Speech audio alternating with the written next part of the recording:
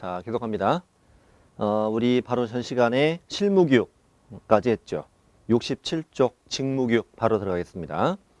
일단 우리 세 가지 교육을 배우고 있어요. 실무교육과 직무교육과 연수교육 배우고 있는데, 실무교육은 시도지사가 실시했고 중개보조원이 되려는 자 빼고 다 받는다. 그게 실무교육. 그러면 직무교육 밑에 본문 동그라미 1번 누가 받아라? 네, 오로지 중개보조원만 받는 교육이 직무교육. 중개보조원은 고용신고일 전 1년 이내에 시도지사 또는 등록관청이 실시하는 직무교육을 받아야 한다. 여기서 또 하나 중요한 건 시도지사 또는 등록관청이에요. 그러니까 등록관청이 직무교육을 실시할 수도 있다는 거. 네. 시도지사만 실시하는 게 아닙니다.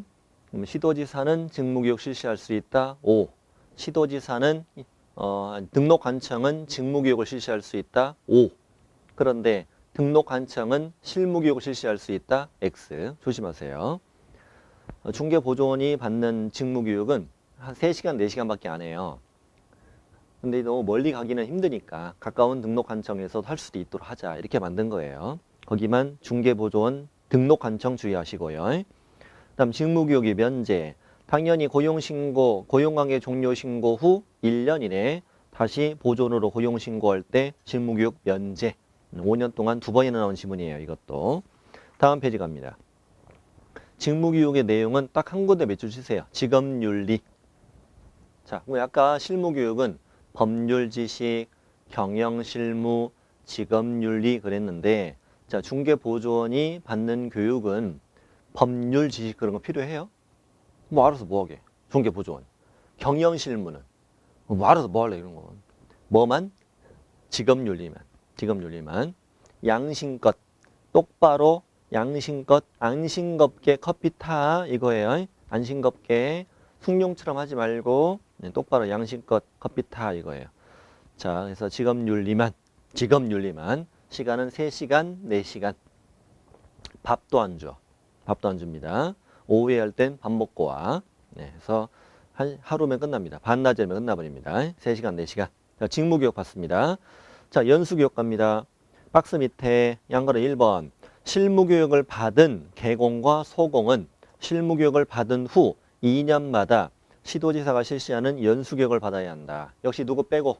중개보조원 빼고 개공과 소공만. 개공과 소공은 실무교육을 받고 몇 년마다? 2년마다 계속 연수교육을 받아라. 이것도 시도지사가 실시합니다. 그럼 비교해 보면은 누가 실시하느냐? 실무교육과 연수교육은 누구만? 시도지사만. 직무교육은 시도지사 또는 등록관청. 이 차이. 자, 됐고. 양가로 2번 교육 내용은 가장 중요한 부분이 어디냐면 법 제도의 변경사항 이만큼. 이것만 뜨면 바로 연수교육을 떠올리면 돼. 아, 그렇지. 이거는 2년마다 현업 중에 계속 받는 거니까 그렇지. 법 제도의 변경사항을 알려줘야지. 또 경영실무, 또 직업윤리. 그 다음에 시간은 12, 16. 아까 제가 32 외우려 했죠. 32의 반절이 16. 이렇게 해가지고 외우시면 되거든요. 32의 반절 16. 아까는 28, 32 실무교육이요. 연수교육은 12, 16. 세 교육을 비교해 보면 자, 실무교육과 연수교육은 시도지사만, 직무교육은 시도지사 또는 등록관청이, 그리고 직무교육은 보조원이 되려고 싶은 사람, 보조원 빼고 나머지는 다 실무교육을 받아야 되고, 개공과 소공은 계속 2년마다 연수교육을 받아야 되고요. 자, 교육 내용은 법률 지식, 경영실무, 직업윤리. 여기는 직업윤리만. 여기는 법제도 변경사항만. 그러니까 어떻게 거꾸로 기억하느냐면 직무교육은 보조원이지 직업윤리만. 연수교육. 맞아. 법제도 변경사항이 뜨면 연수교육. 근데 뭔가 거창한 데 다 있으면 뭐? 실무교육. 시간은 28, 32, 12, 16, 3, 4. 이걸 다 바꿔치기 합니다. 다 바꿔치기 해서 나오니까 주의하시고요. 자, 오른쪽. 연수교육은 2년마다 계속 한다면서요. 2년마다 하니까 언제까지 할 건지를 알려줘야죠. 연수교육을 또 안 받으면 과태료 받는단 말이에요. 그러니까 오른쪽 시도지사는 연수교육을 실시하려면 실무교육 또는 연수교육을 받은 후 2년이 되기 2개월 전까지 일시 장소 내용 등을 대상자에게 통지하여야 한다. 뭐 어떤 사람은 처음 실무교육을 받고 처음으로 연수교육을 받는 사람일 수도 있고 어떤 사람은 연수교육을 받고 또 연수교육을 받는 사람도 있을 수 있으니까 실무교육 또는 연수교육을 받은 후 2년 되기 2개월 전까지다. 숫자 둘 뭐 똑같으니까 기억하는 거 어렵지 않을 거예요. 2개월 전까지 거기다 밑줄 치고요. 2개월 전까지에다가 자 쓰세요. 10일 전까지 이러면 틀려요. 이따가 10일 전이 나오니까 자 이건 2년 되기 2개월 전까지다. 다음 위반 시 제재. 정당한 사유 없이 연수교육을 받지 않은 개공과 소공은 시도지사가 500만 원 이하 과태료에 처한다. 이거 우리 500만 원 과태료에서 따로 다 배웁니다. 이건 시도지사가 실시하니까 시도지사 과태료 줘야 되죠. 500만 원 이하 과태료다. 당연히 실무교육과 직무교육은 과태료가 없어요. 왜냐하면 실무교육, 직무교육을 안 받으면 등록할 수 없고 취직할 수 없으니까 안 받을 수가 없는 건데 연수교육은 2년마다 계속 받는 거니까 안 받으면 과태료 준다는 얘기죠. 자, 교육 지침. 맨 밑에 있는 문장 중요합니다. 자, 일단 두 줄 읽어볼게요. 국토부 장관은 시도지사가 실시하는 실무교육, 직무교육, 연수교육의 전국적인 균형 유지를 위하여 필요하다고 인정하면 해당 교육의 지침을 마련하여 시행할 수 있다. 이게 무슨 말이냐면 이 세 가지 교육의 공통 실시권자는 시도지사잖아요. 근데 시도지사가 시행하면 각 특광도별로 따로따로 교육이 실시되니까 교육의 뭐 방법이나 과목이나 시간이나 이런 게 달라질 우려가 있다는 거예요. 그러니 전국적 균형 유지를 위해 맨 앞에 누구? 국장이 교육의 지침을 마련해 시행할 수 있다. 맨 처음과 맨 끝 말면 돼. 자, 누구? 국토부 장관은 교육 지침을 만들어 시행할 수 있다. 맨 앞에가 시도지사는 X, 국토부 장관은 교육의 지침을 마련해 시행하여야 한다가 아니라 그렇게 할 수도 있다. 이렇게.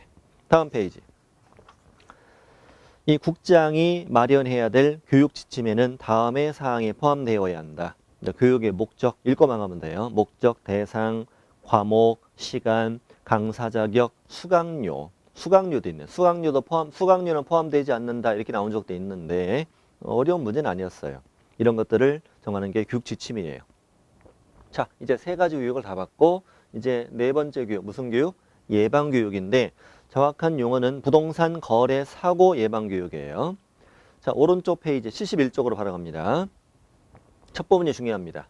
국토부 장관, 시도지사 및 등록관청은 여기까지가 중요하고요. 아까와 확 다르죠? 아까 달라요. 실무교육과 연수교육은 시도지사만, 직무교육은 시도지사 또는 등록관청이 이러더니 예방교육은 국장, 시도지사, 등록관청이 다 들어왔어요 지금.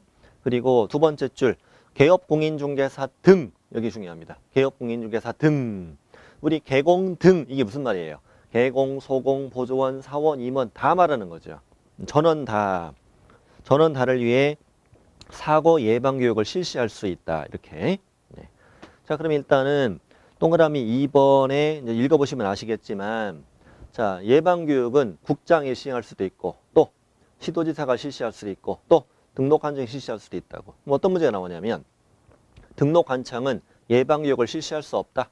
X 뭐 이런 식으로. 자, 시도지사는 예방교육을 실시할 수 있다. O. 국장은 예방교육 실시할 수 있다. O. 그래서 예방교육 하면은 이렇게 하세요. 이렇게 적으세요. 예방주사를 맞는다. 예방주사는 몇 차까지? 3차까지.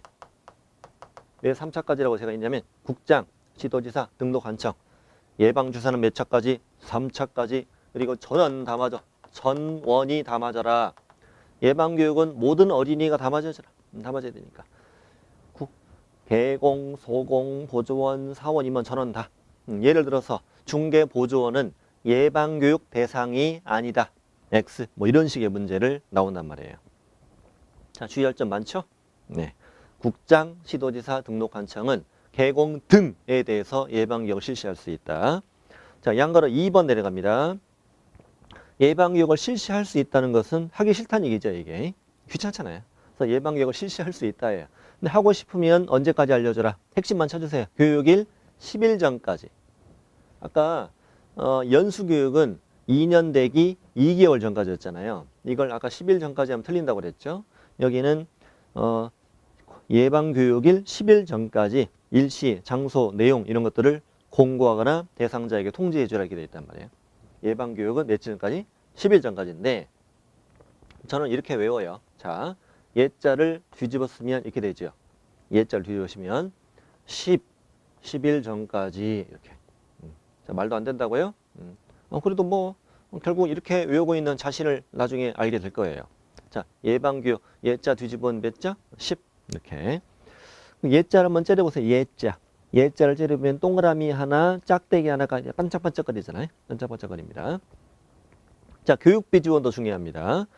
국장, 시도지사, 등록관청은 개공 등이 예방교육을 받는 경우 대통령령으로 정하는 바에 따라 필요한 비용을 지원할 수 있다. 이게 왜 중요하냐면 이 네 가지 교육 중에서 오로지 무슨 교육만? 예방교육만 교육비를 지원할 수 있다는 거예요. 다른 교육을 교육비 지원할 수 있다 하면 틀려요. 틀려요. 나머지 교육은 내가 다 내야 돼. 돈 다 내야 됩니다. 예방교육만 교육비를 지원할 수 있다. 이 단원이 다 끝났습니다. 교육제도가 끝났습니다. 오늘 바로 전 시간에 다 끝내려고 했는데 시간이 좀 길어지는 관계로 이번 시간까지 진행을 했고 그 다음에 72쪽부터 나오는 문제들이 이제 총 7문제가 있는데 제가 저번에 말씀드렸죠. 저번에 이게 기출문제 12년치를 골라내서 400문제 그 중에 최근 5년치는 이번에 기출문제집으로 나온다. 그리고 그 전에 7년치 문제 중에 중요한 문제를 기본서에 수록했다. 그래서 거의 다 기출문제다라고 이해하시면 되고 최근에 만들어진 제도는 제가 만든 문제도 넣어 있죠. 당연히. 얘는 기출문제가 없는 것들은 내가 넣은 것도 제가 만든 것도 있고요. 낸 것도 있고 예를 들어 뭐 정책심의위원회 같은 거 5번 문제 정책심의위원회 같은 경우는 아직 문제가 지금 2번 27회 처음 나왔거든요. 이건 제가 만든 문제고 자 그렇습니다. 오른쪽에 교육제도 문제도 최근에 다 만들어진 제도들이거든요. 그래서 6번, 7번 이런 문제는 제가 다 만든 문제가 됩니다. 만든 문제 되고 3장 가겠습니다. 3장 3장은 79페이지입니다. 참 그리고 한 가지 더 말씀드릴 게 있네요. 제가 아까 저번에 1강 시작할 때 총 32강으로 진행을 한다고 그랬잖아요. 그게 아니고 35강으로 진행입니다. 총 35시간으로 진행이 됩니다. 제가 잘못 알고 있었어요. 일정을. 그래서 35강짜리로 진행이 되고 이번 기본 이론 과정은 총 9주로 진행이 됩니다.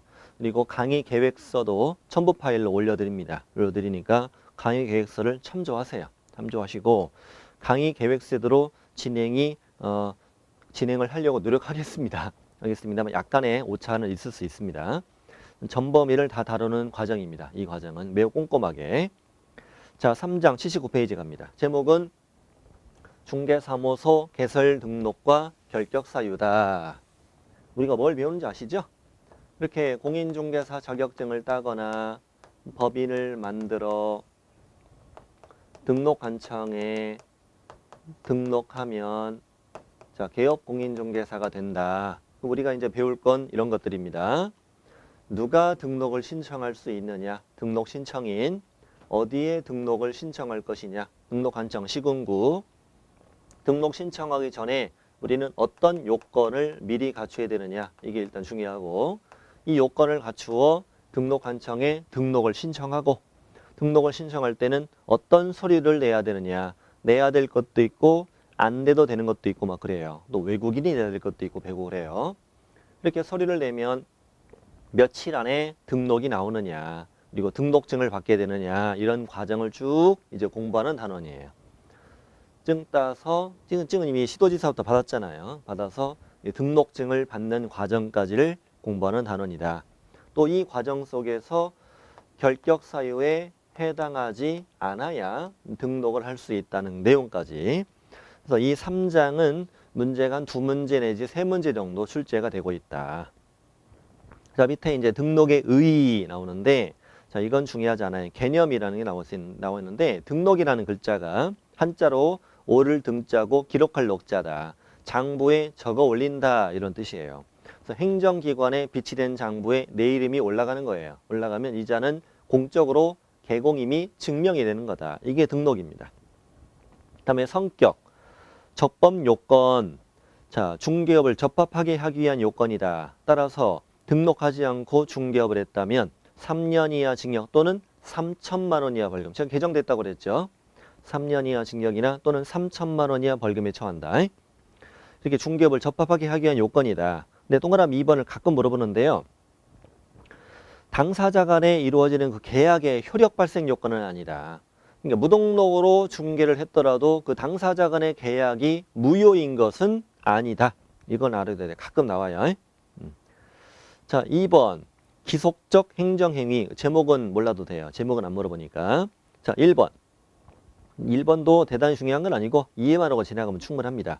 등록관청은 중개사무소 개설 등록 신청이 다음에 어느 하나에 해당하는 경우를 제외하고는 개설 등록을 해 주어야 한다. 다음 페이지는 박스 안에 4가지에 해당되는 경우가 아니면 꼭 등록을 해 주어라. 말 좀 어렵게 썼는데. 자, 기업번 읽어보죠. 공인중개사 또는 법인이 아닌 자가 개설 등록을 신청했다면 등록을 해주면 안 되잖아요. 두 번째, 등록 신청자가 결격 사유에 해당한다면 등록해주면 안 되잖아요. 세 번째, 등록 기준에 적합하지 않았다면 등록해주면 안 되잖아요. 네 번째는 그냥 참고하시고, 자, 이런 요건에 하나라도 해당하지 않았다면 등록을 해 주어야 한다. 원래 법정은 이런 식으로 쓰더라고요. 이게 무슨 의미냐면 이런 요건에 해당하면 등록을 해주면 안 되고 해주지 않고 여기에 하나라도 해당이 안 되면 어떤 사정이 있더라도 등록을 꼭 해준다는 말이에요. 이걸 거꾸로 얘기하면은 자, 기업부터 다시 공인중개사나 법인이 신청했어. 그리고 등록 결격 사유에 해당하지 않아. 또 등록 요건에 적합해. 적합하면 반드시 등록을 해 주어야 한다. 등록은 그런 성질을 갖는다 이거야. 동네 왼수가 와도 등록해줘야 돼. 해줘야 돼. 공무원 앞에 신청인이 헤어진 남친이야. 재수없어. 그래도 해줘야 돼. 해줘야 됩니다. 네. 자, 그런 뜻입니다. 그 정도만 이해하고 지나면 됩니다. 자, 다음에 밑에 일신전속성. 일신전속성. 그 등록을 한 자에게만 효력이 있다. 그러니까 이 상속, 양도, 대여 이런 거 다 안 된다는 얘기입니다. 자, 등록의 성격이란 걸 해봤습니다. 별로 중요한 건 아니었습니다. 자, 이제 절차 들어가죠. 등록 신청자와 등록 관청. 81쪽 바로 갑니다. 자, 동그라미 1번 두 줄까지 법조문입니다. 중요합니다.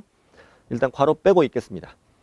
공인중개사 또는 법인이 아닌 자는 중개사무소에 개설 등록을 신청할 수 없다. 법조문을 이렇게 쓰는 거 몰라. 공인중개사 또는 법인이 아니면 등록을 신청할 수 없다. 이걸 풀어 쓴 게 즉입니다. 즉도 알아두세요. 소공을 제외한 공인중개사 또는 법인만 중개사무소 개설 등록을 신청할 수 있다. 다시 공인중개사 또는 법인이 아닌 자는 등록을 신청할 수 없다. 이 말은 공인중개사 또는 법인만 등록을 신청할 수 있다. 근데 괄호 안에 보니까 소공은 제외라고 써 있단 말이에요. 소공 제외라는 말은 무슨 의미냐. 자, 공인중개사 또는 법인만 등록을 신청할 수 있고 소공은 제외한다. 이 말은 소공은 등록을 신청할 수 없다는 얘기죠. 왜냐하면 소공인 상태에서 등록을 하면 여기서는 직원, 여기서는 사장이니까 이종 소속이 되니까. 우리 이종 소속은 금지되잖아. 사무소 2개 걸치는 거. 그렇기 때문에 소공은 제외. 그 제외 동그라미 잘 쳐놓으셔야 돼요. 그래서 동그라미 1번에 그 두 줄, 첫 번째 줄하고 두 번째 줄만 시험에 냈을 때 그게 법조문이니까 이게 제외인지 포함인지가 헷갈릴 수 있어요. 왜냐하면 밑에 오른쪽에 아닌 자는 신청할 수 없다. 이런 식으로 쓰고 있으니까. 이게 헷갈리면 어떻게 하냐면 공인중개사 또는 법인만 등록을 신청할 수 있다 이거지. 그러니까 소공은 제외 이렇게 해야 되지. 그래서 제외 O 이렇게 푸시면 돼요. 동그라미 1번 문장을 잘 익혀 두셔야 돼요. 동그라미 3번. 외국인이나 외국 법인도 당연히 등록을 신청할 수 있습니다. 자, 등록 관청합니다. 등록 관청은 중개사무소를 두려는 지역을 관할하는 시장, 군수, 구청장이다.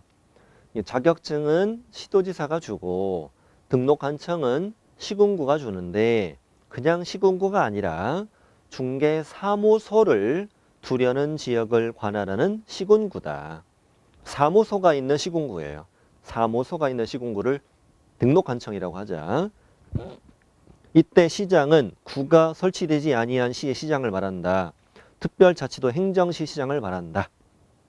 그 말은 구가 있으면 무조건 구청에 가는 얘기예요.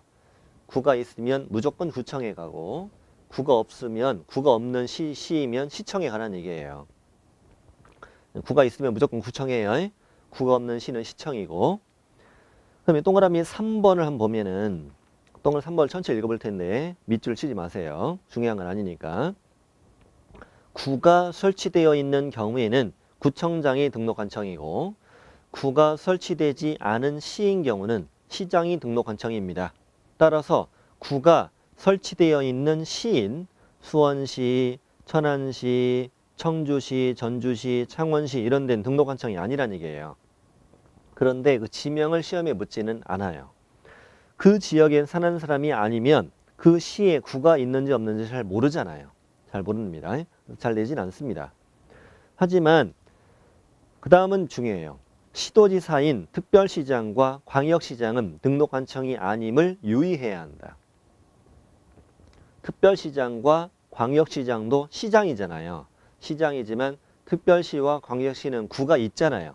구가 있으니까 거기는 특별시, 광역시는 등록관청이 아닌데 특히 광역시장이 시험에 잘 나와요. 광역시장. 예를 들어서 이런 시험이 나왔었어요. 광역시장은 중개사무소 개설 등록한 자에게 등록증을 교부해야 한다. X.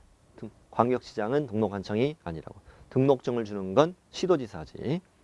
그래서 특별시장, 광역시장은 자격증을 주는 시도지사입니다. 등록관청이 아니라는 걸 주의하시고. 자, 동그라미 4번. 법인인데, 자, 예를 들어서 여기는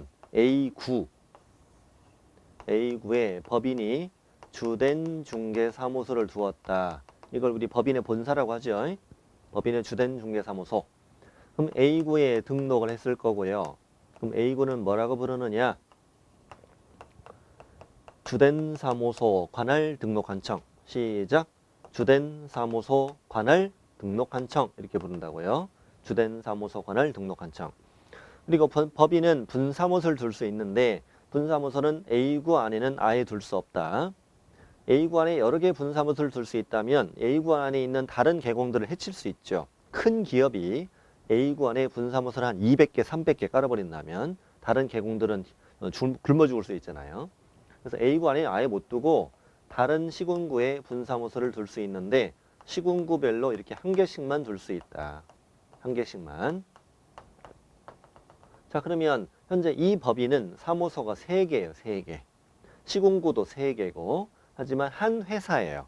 한 회사니까 한 군데서 관리한다. 그 다음에 이 분사무소, 그래서 분사무소에 설치 신고를 하는 건 어디 가서 한다. 주된 사무소 관할 등록관청에 설치 신고를 한다. 네. 그리고 주된 사무소가 있는 시군구만 뭐라고 부른다. 등록관청이라고 부른다. 이거죠. B구와 C구는 이 법인의 등록관청이라고 하지는 않는다. 주된 사무소 관할 시군구만 등록관청이라고 한다. 그래서 앞으로 분사무소 설치 신고, 이전 신고, 휴업 신고, 폐업 신고 이런 건 전부 다 주된 사무소 관할 등록관청에 한다. 자, 등록관청을 봤습니다. 이 단원에서 가장 중요한 등록 기준 들어갑니다. 등록 기준이라고도 하고요. 등록 요건이라고도 해요. 같은 뜻이에요. 그리고 첫 줄에 설명해놨죠. 등록관청에 등록을 신청하기 전에 미리 갖추어야 할 요건을 말한다. 밑줄 치세요. 뜻을 알아야 되니까. 등록 기준, 등록 요건은 무슨 뜻이라고요? 등록 신청하기 전에 미리 갖춰야 할 요건을 말한다고요. 자, 뒤로 넘기세요. 동그라미 2번, 동그라미 3번 다 문제 나옵니다. 출제됩니다. 다른 법률의 규정에 따라 중개업을 할 수 있는 법인은 공인중개사 법령상 등록 기준을 적용하지 않는다. 예를 들면 지역농업협동조합이라고 우리 지난주에 공부했잖아요. 아마 3강 정도 나올 것 같은데요. 이렇게 다른 법률의 규정에 따라 중개업을 할 수 있는 법인, 지역농업협동조합은 이 법에 정해진 등록 기준을 적용하지 않는다고.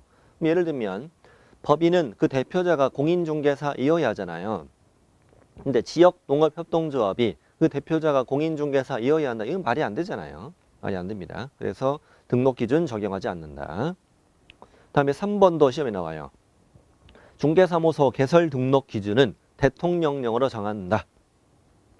보통 무슨 기준 이러는 공법에서는 국토부령이라고 많이 나오거든요. 국토부령이라고. 그런데 공인중개사법은 무슨 기준이라고 뜨면 대통령령이 많이 나와요. 주로 대통령령이에요. 기준 뜨면 대통령령이다. 우리 막판까지 열심히 읽어서 외울 것 중에 하나예요. 무슨 기준 뜨면 뭘 풀어요? 중개사법은 대통령령이야. 근데 우리가 앞에 있는 과목이잖아요. 공인중개사법이 앞에 있는 과목이 공법이 뒤에 있는 과목이잖아요. 앞에 있는 과목은 대통령령, 뒤에 있는 과목은 국토부령입니다. 자, 동그라미 2번과 3번도 출제한다고 그랬어요. 자, 이미 양가리 1번. 첫 번째는 공인중개사가 갖추어야 할 등록 기준. 등록 신청하기 전에 미리 갖춰야 될 요건. 공인중개사. 조금 이따가 이제 법인 배우고요. 저 밑에 공인중개사가 개설 등록을 하고 싶다. 첫 번째 뭘 받아라? 좀 전에 배웠던 실무교육을 받아라. 동그라미 1번. 등록 신청일 전 1년 이내에 시도지사가 실시하는 실무수습을 포함한 실무교육을 받아야 한다. 좋아요. 다 배운 거죠, 아까. 동그라미 2번. 다만 폐업 후 1년 이내에 등록을 다시 신청한다. 받지 마라. 좋아. 자, 그래서 공인중개사는 첫 번째 뭘 받으시오? 실무교육을 받으시오. 이런 걸 이렇게 틀리게 낼 수도 있어요. 연수교육을 받아라. X. 직무교육 받아라. X. 자, 이렇게 교육의 이름을 바꿔치기면 안 돼요. 실무교육을 받아라. 두 번째는 중개사무소를 확보하면 돼요. 중개사무소를 미리 확보해야 돼요. 등록 기준이니까 저질러야 돼. 미리 저질러서 가야 됩니다. 그러니까 어디에다가 사무소를 두어야 등록이 될 거냐를 알려주는 거예요. 자, 원칙만 읽고 박스 볼게요. 건축물 대장에 기재된 건물에 중개사무소를 확보해야 개설 등록을 할 수 있다. 법조문이 그렇게 되어 있습니다. 원칙은 건축물 대장에 기재된 건물이어야 한다. 이렇게 되어 있다고요. 건축물 대장에 기재된 건물에 중개사무소를 확보할 것 이렇게 되어 있어요. 그 위에 박스가 뭐냐면 건축법에 정해진 건축 절차예요. 건축 절차인데 첫 번째는 이제 건축 허가를 받잖아요. 그 다음에 착공신고를 하고 착공신고하고 시공하고 그 다음에 감리를 받은 다음에 이제 나 건축물을 사용해도 됩니까? 라고 허가권자에게 사용승인 신청을 하면은 사용승인을 내줘요. 사용승인을 받으면 건축물을 사용할 수 있어요. 그 다음에 건축물 대장을 만들게 되고요. 시공구에서 소유권 보존 등기하여 등기부가 만들어진다 이거야. 그러면 방금 읽었던 문장은 이 절차를 다 거쳐서 어디까지? 건축물 대장까지 만들어진 건물에 사무소를 확보해야 등록할 수 있다. 이것이 이제 원칙이라고. 원칙. 제목에 있는 것처럼 건축물 대장까지 기재된 건물에 사무소를 확보해야 한다. 그래야 등록할 수 있다. 그럼 이 절차를 무시한 건물이 뭐예요? 무허가 건물. 거기 두 번째 줄. 그래서 무허가 건물에 등록할 수 없다. 자, 동그라미 2번. 예외로서 준공검사, 준공인가, 사용승인, 사용검사 등을 받은 건물이라면 건축물 대장에 기재되기 전의 건물에도 등록할 수 있다. 이렇게 사용승인 받은 건물이라면 건축물 대장이 있든 없든 상관없이 등록할 수 있다. 이것이 예외. 죄송합니다. 예외. 이게 공법에서 여러 법들이 있잖아요. 여러 법들에서 쓰는 단어들인데 뭐 국토의 개입 및 이용에 관한 법률은 준공검사, 도시 및 주거환경 정비법 준공인가, 건축법 사용승인, 주택법 사용검사 이런 용어들을 쓰는데 다 같은 말이에요. 같은 말입니다. 비슷한 말들이고요. 사용승인 하나만 읽어도 돼요.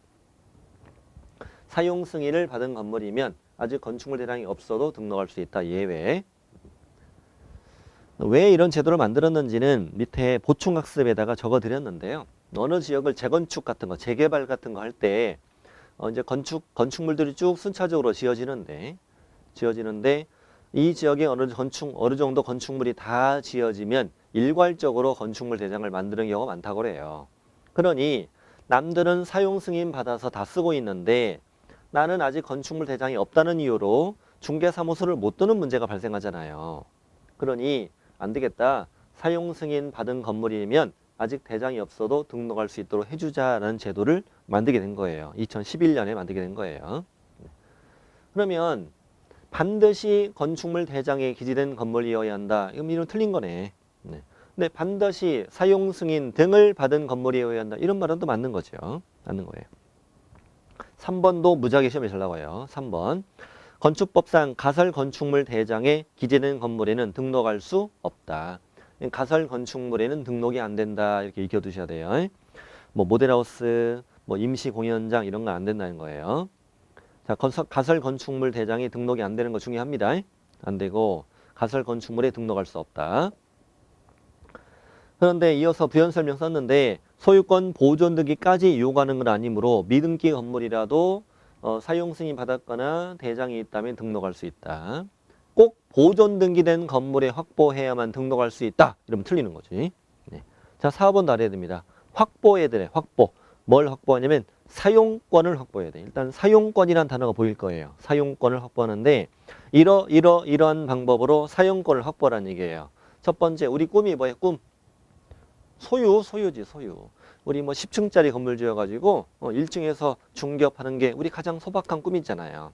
소유가 꿈이고 그 다음 마음에 드는 거 뭐예요? 그 중에 그 다음 마음에 드는 거 사용대차가 뭐냐면 공짜로 빌려 쓰는 걸 사용대차라고 그래요. 자, 다시 뭔가 마음에 들어요? 사용대차. 그렇지. 그 다음 또 뭐?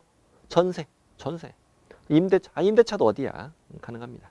근데 소유, 전세, 임대차, 사용대차 다음에 등자도 있죠. 등. 예, 등은 사용승낙이라고 쓰면 돼요. 사용승낙이라고 쓰면 됩니다. 사용승낙이 뭐냐면 예를 들어서 중개보조원이 임차한 사무소예요. 중개보조원 임차한 사무소면 공인중개사가 소유, 전세, 임대차, 사용대차 아니잖아요. 이럴 때는 중개보조원이 임차한 사무소인데 공인중개사 네가 써도 돼 라고 중개보조원이 뭘 써주면 사용승낙서를 써주면 이걸로도 등록이 돼요. 이것도 처음에 이때 보충학습에 적어드렸어요. 이렇게 해서 뭘 확보해라? 사용권 확보. 그래서 사용권이라는 표현을 쓴 거예요. 뭐 시험에 나왔던 지문이면 이런 거 있어요. 자, 사용대차 방법으로 확보한 건물에 등록할 수 없다. X 등록할 수 있다. 자, 중개사무소는 또 지문 들어갑니다. 중개사무소는 등록 신청인이 반드시 소유권 또는 임차권을 확보해야 하는 것은 아니다. 오, 그렇죠.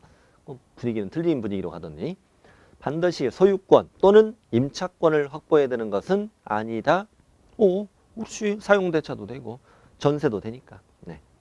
자, 이렇게 중개사무소 확보했습니다. 이렇게 공인중개사는 실무교육 받고 중개사무소 확보하면 등록할 수 있다. 다음에 이제 뒷장 넘어가서 법인으로 하죠. 자, 법인이 개설 등록을 하고 싶습니다. 법인은 요건이 많아요. 1, 2, 3, 4, 5, 5개나 됩니다. 자, 첫 번째, 상법상 회사 또는 협동조합 기본법에 따른 협동조합으로서 자본금이 5천만 원 이상일 것. 지난주에 공부했었습니다. 우리 법인 개공할 때. 자, 상법상 회사이어도 되고 협동조합이어도 되고 뭐가 됐든 상관없이 자본금은 5천 이상이어야 돼. 그러면 하나씩 뜯어보죠. 동그라미 1번 했고 동그라미 2번. 상법상 회사는 5가지 있다고 그랬죠. 주식회사, 유한회사, 유한책임회사, 한명회사, 합자회사. 이 중에 주식회사, 유한회사, 유한책임회사는 경영진을 임원이라고 불렀지. 한명회사, 합자회사는 경영진을 무한책임사원이라고 했고 그냥 줄여서 사원 이렇게 부르기도 해요. 자, 그리고 협동조합도 법인이어야 돼요. 협동조합도 법인이어야 하는데 협동조합은 임원이라는 표현을 써요. 임원. 이사장 1명 포함한 3명 이상 이사와 1명 이상 감사를 둔다. 이렇게 돼 있어요. 그래서 이사 셋, 감사 하나 해서 임원이 최소 4명 필요합니다. 참고하시면 돼요. 이런 거는 협동조합 기본법에 적혀 있는 내용이라서 우리 시험범위 들어가진 않거든요. 임원이 최소 4명 이상이어야 한다. 이런 건 묻지 않을 확률이 대단히 높아요. 그래서 제목만 잘 이해하면 돼. 제목만. 제목 다시 갑니다. 그 색깔 돼 있는 거, 색깔. 상법상 회사 또는 협동조합 기본법에 따른 협동조합으로서 자본금은 5천만 원 이상이어야 한다. 이거. 협동조합이어도 된다는 거는 2016년에 개정된 거예요. 2016년이 아직 올해가 2016년이잖아. 아직은요. 2016년에 개정된 겁니다. 그래서 우리가 2번째 시험이에요, 사실은. 그래서 뭐 이렇게 낼 수도 있죠. 예를 들면 반드시 자본금 5천만 원 이상인 상법상 회사이어야 한다. 반드시 그래야 된다. 이건 틀리는 거지. 또 하나 중요한 게 있어요. 그 제목에 보세요. 제목에 괄호안에 보면은 사회적 협동조합이라고 있을 거예요. 사회적 협동조합 여기다 별표. 사회적 협동조합은 뭐 한다? 제외한다. 그럼 사회적 협동조합으로는 등록할 수 있다 없다? 없다. 그럼 사회적 협동조합은 뭐냐? 비영리 협동조합을 말해요. 비영리 협동조합을 말합니다. 아니 우리가 비영리 목적으로 중개사무소 개설 등록하면 안 되죠. 다른 개공들에게 피해를 주잖아요. 사회적 협동조합은 등록이 안 된다는 거. 안 된다는 것이 아주 유력한 후보가 됩니다. 예를 들어서 자본금 5천만 원 이상의 사회적 협동조합은 등록할 수 있다. X. X 중요합니다. 자, 2번째 갑니다. 첫 번째 기준 봐고 2번째 기준은 법의 14조에 규정된 업무만 영위할 목적으로 설립된 법인이어야 한다. 법인은 겸업 제한을 받는다고 그랬어요. 큰 기업이 자회사 만들어가지고 법인인 개공이라 만들어 놓고 부동산과 관련이 없는 다른 업종에 이용될까봐 뭐 자금 세탁이나 다른 걸로 이용될까봐 법에 정해진 7가지 업무만 할 목적이어야만 등록해준다. 그래서 1번 법인인 개공은 공인중개사 법령에 따라 겸업 제한을 받는데 법이 14조에 정해진 업무만 영위할 목적으로 법인을 설립해야만 등록할 수 있어요.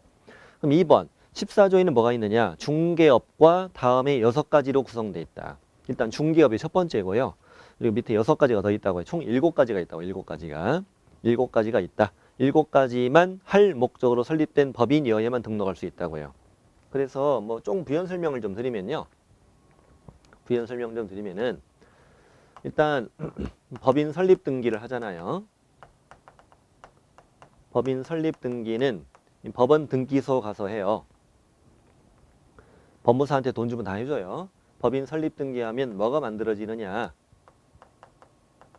법인 등기 사항 증명서라는 것이 만들어져요.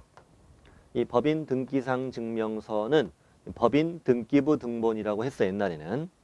이 법인 등기상 증명서를 열람해 보면 이 회사의 자본금이 얼마인지가 적혀 있어요. 상법상 어떤 회사인지도 적혀 있고 또는 협동조합이라고 써 있을 수도 있어요. 그리고 이 회사의 설립 목적이 적혀 있는데 이것이 곧 업종을 말해요. 어떤 업무를 하고자 이 회사를 만들었느냐, 어떤 목적으로 이 회사를 만들었느냐 이거예요. 이 설립 목적에 우리 법에 있는 14조에 정해진 7가지만 적혀 있어야 돼. 이렇게. 그래야만 등록이 돼요. 예를 들면 그 밑에 박스 우리가 4장 가서 공부합니다만 박스 보면은 예를 들어 4번 해볼까요? 상업용 건축물과 주택의 분양 대행이다. 분양 대행은 중개업은 아닙니다. 부동산 관련된 다른 업종이에요. 그러면 중개업과 또 상업용 건축물의 분양 대행 이렇게 적혀 있다. 그럼 등록할 수 있다 없다? 있다 이런 얘기예요. 있다. 14조 안에서만 이게 적혀 있어야 된다는 거예요. 그런데 중개업, 운송업 이렇게 적혀 있어. 등록할 수 있다 없다? 없다. 운송업은 거기 없잖아요. 없잖아요. 뭐 사채업 등록할 수 없다. 이렇게 14조에 정해진 업무만 영위할 목적으로 설립된 법인이어야만 등록해 준다. 일단은 몇 가지가 있다? 7가지가 있다는 정도만 알면 돼 지금은요. 7가지 업무만 할 목적으로 설립된 법인이어야만 등록할 수 있다. 자, 오른쪽 갑니다. 대표자는 공인중개사이어야 하고 대표자를 제외한 임원 또는 사원, 무한책임 사원이죠. 3분의 1 이상은 공인중개사이어야 한다. 그 대표자를 제외한 이게 중요합니다. 포함한 이러면 틀려요. 이미 대표자는 중개사니까. 그래서 밑에 동그라미 2번 공인중개사가 아닌 자는 대표자가 될 수 없습니다. 그러나 대표자를 제외한 임원이나 사원은 될 수 있습니다. 그럼 대표자를 빼고 한 사람이면 그 자는 누구 해야 돼? 대표자 빼고 한 사람이면 공인중개사. 둘이면 하나. 셋일 때도 하나. 대표자 빼고 1, 2, 3이면 하나만 되는 거지. 넷일 땐 3분의 2 이상. 둘. 다섯도 둘. 여섯도 둘. 시험에 7도 나왔어요. 7. 7일 땐 셋은 돼야죠. 대표 빼고 7명인데 2명이면 된다. X 이렇게 나온 적도 있다고. 8도 셋, 9도 셋. 뭐 이 정도만 묻겠지. 뭐 10 너무 힘들잖아 우리. 157명 이렇게 네, 걱정하지 마세요. 그래서 뭐 3, 6, 9 이건 잘 안 될 것 같지요? 아무래도 나누기 잘 되니까 3, 6, 9면은 1, 2, 3이니까 그래서 4 뭐 여기서 1, 4, 7, 2, 5, 8 이런 걸 주로 냅니다. 자, 동그라미 2번 해결했고요. 4번 대표자, 임원 또는 사원 전원 다 분사무소를 설치하고 싶으면 책임자까지 전원 다 실무 수습을 포함한 실무 교육을 받아와라. 전원 다 받는 게 중요합니다. 공인중개사이든 아니든 따지지 않고 전원 다 실무 교육을 받아라. 5번째는 중개사무소, 아까 우리 배웠잖아요. 중개사무소를 확보해와라. 5가지 요건을 공부했고요. 하나만 보충하죠. 아까 했던 다른 법률에 따라 중개업을 할 수 있는 법인, 지역 농업협동조합처럼 다른 법률에 따라 중개업을 할 수 있는 법인은 이 5가지 요건을 적용한다, 안 한다? 안 한다. 적용하지 않는다 이겁니다. 다음 이제 86쪽 맨 밑으로 가겠습니다. 자, 여기까지만 지울게요. 자, 이제 요건을 다 갖췄잖아요. 대단히 중요한 부분이었어요. 등록 기준. 자, 요건을 갖추었으니 이제는 우리는 뭘 하자? 등록 신청해야지. 자, 등록 신청을 하겠습니다. 천천히 이쁘게 좀 그릴게요. 제가 글씨를 잘 못 쓰는데. 자, 등록 신청을 합니다. 등록 관청에다가 자, 등록 신청을 할 때는 당연히 개설 등록 신청서라는 거 내야 되겠죠. 그리고 구비 서류가 있어요. 구비 서류는 내는 것도 있고 안 내는 것도 있어요. 그리고 지방자치단체 조례로 정하는 수수료도 내야 돼요. 자, 이걸 지금부터 공부하는 거예요. 일단 86조 맨 밑에 있는 것은 눈으로 보시면 돼요. 등록 신청하고 싶다. 우리 법 5호 서식이 부동산 중개사무소 개설 등록 신청서네요. 이따 구경도 해요. 여기에다가 다음에 서류를 첨부해서 사무소, 소재지, 관할, 시군구, 등록관청에게 등록을 신청해라. 뭐 별거 없죠. 지나가면 돼. 자, 오른쪽 갑니다. 87쪽의 제목들을 보세요. 제출하지 않아도 되는 거. 자, 2번 제출해야 하는 거. 3번째 외국인이나 외국의 주된 영업소든 법인이 내야 되는 거. 이렇게 구분되어 있습니다. 아주 깔끔하게 일부러 정리를 했어요. 안 내도 되는 거, 내야 되는 거 일부러 이렇게 정리했습니다. 이렇게 깔끔하게 써드려야 공부하기 편하지요. 그렇죠. 편하죠. 자, 먼저 안 내도 되는 거. 첫 번째 뭐 안 내도 된대. 자, 공인중개사 자격증 사본. 내고 싶은데. 어떡하냐 이거. 확대 복사해서 내고 싶은데 안 내도 된답니다. 왜 안 내는지 이유가 적혀 있습니다. 자, 등록관청은 자격증을 발급한 시도지사에게 개설 등록하려는 자, 법인은 대표자 포함한 공인중개사 임원 사원 이 사람들의 자격 확인을 요청하여야 한다. 그래서 이따가 그 등록 신청서 보시면은요, 등록 신청서에 자격증을 어디서 받았는지 적어내게 돼 있어요. 예를 들어 경기도 이게 써내면은 등록관청에 등록 신청 받아서 어디에 물어봐요? 경기도에 물어본다 이렇게 확인한다고 확인. 그러니까 안 돼도 된다는 거예요. 자격증 사본 내는 거 좀 아쉽네요. 내고 싶은데 혹시 모르니까 갖고는 가세요. 자, 두 번째 법인 등기상 증명서 건축물 대장도 안 낸다. 왜 안 내느냐? 등록관청은 행정정보 공동이용을 통하여 법인 등기상 증명서와 건축물 대장을 확인하여야 한다. 이게 컴퓨터로 확인한다는 얘기예요. 예를 들어 공무원에게 등록 신청하러 갔어요.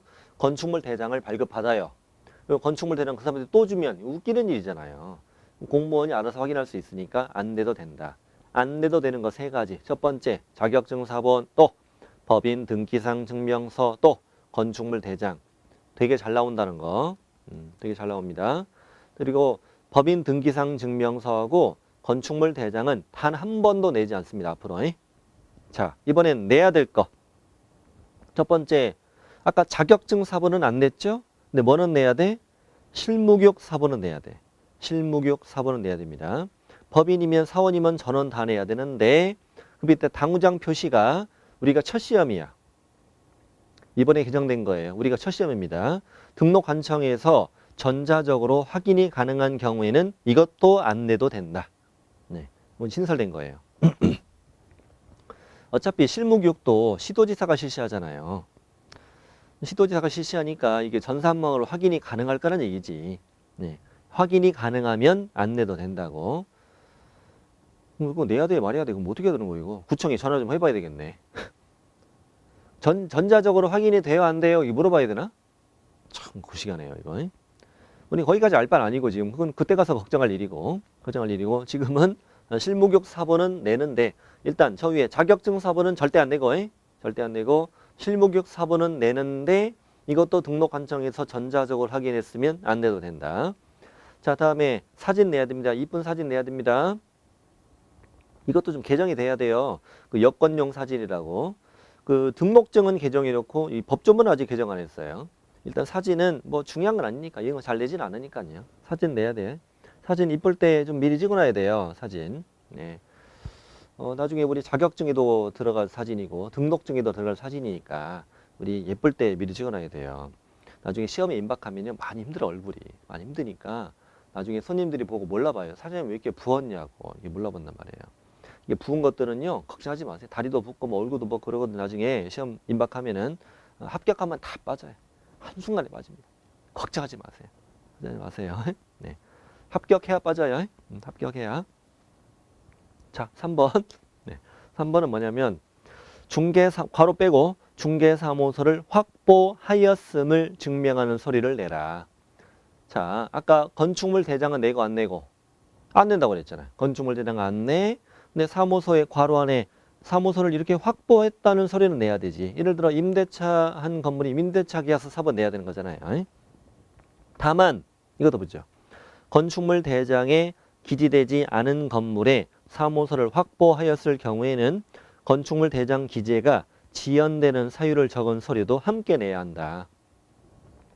그러니까 건축물 대장은 안 내는데 공무원이 건축물 대장 확인해 보니까 건축물 대장이 없네. 왜? 사용 승인 받았는데 아직 건축물 대장 작성이 안 된 거거든요.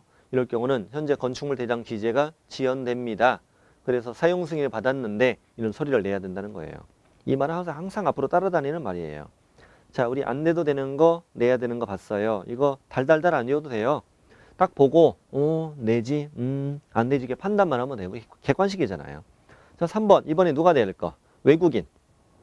동그라미 1번 제목 밑줄 치세요. 동그라미 1번에 밑줄 치세요.